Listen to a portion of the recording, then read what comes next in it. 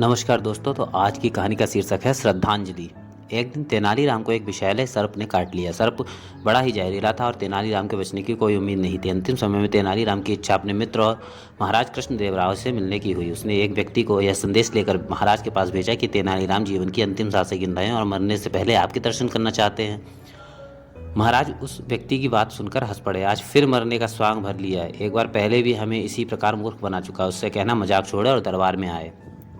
हाथ जोड़कर वह व्यक्ति बोला, क्षमा करें महाराज, यह मजाक नहीं, बिल्कुल सत्य है। उन्हें विषैले सर्प ने काट लिया है।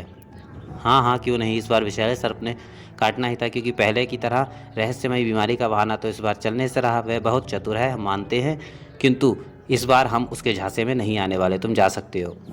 उस व्यक्ति ने वापस आकर तेनालीराम को सारी बात बता दी। तेनालीराम की आंखों में आंसू आ गए। भाग्य की कैसी विडंबना है। झूठा आदमी जब सच बोलता है तो कोई उस पर विश्वास नहीं करता। मैं जानता हूँ जब महाराज को मेरी मृत्यु का समाचार मिलेगा तो वे बहुत दुखी होंगे। खैर, मरते समय मुझे इस बात का संतोष है कि मैं जीवन भर महाराज का कृपा पात्र बना रहा। और फिर कुछ देर बाद ही तेनालीराम चल बसा। मरते समय उसके होठों पर मुस्कान थी। शायद मरते मरते भी उन्हें जीवन का कोई सुखद क्षण याद आ गया था।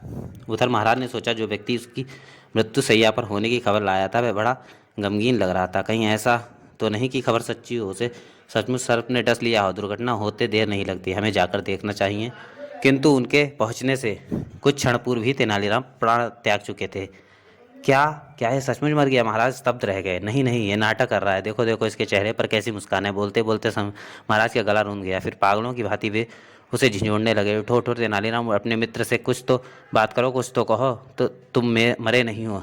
तुम जैसे जिंदा दिल इंसान कभी मरा नहीं करते। तुमने जीवन भर मुझे हंसाया है। अब रुलाकर मत जाओ मित्र। तुम चले गए तो कौन हंसाएगा हमें, कौन करेगा तुम्हारे जैसी शरारतें। उठो तेनालीराम, उठो। और फिर महाराज उसके सीने पर सिर रखकर बच्चों की भांति फूट फूट कर रोने लगे। सबने महाराज को सांत्वना दी। विजयनगर में 7 दिन का राजकीय शोक घोषित कर दिया गया। दूसरे दिन राजकीय सम्मान से तेनालीराम का अंतिम संस्कार किया गया। महाराज उसकी चिता से उठते हुए धुएं को आकाश में विलीन होते देख रहे थे। उनकी आंखें भरी हुई थीं और वे सोच रहे थे, क्या अब कभी कोई दूसरा तेनालीराम इस धरती पर पैदा होगा? शायद नहीं, कभी नहीं। उस जैसा अनोखा विदूषक अब इस संसार में कभी पैदा नहीं होगा। सोचते हुए उनकी आंखों में आंसू बहते रहे। वे दरबारी जो तेनालीराम के कट्टर आलोचक थे, उनकी आंखों से आंसू ही उस अनोखे विदूषक को सच्ची श्रद्धांजलि थे।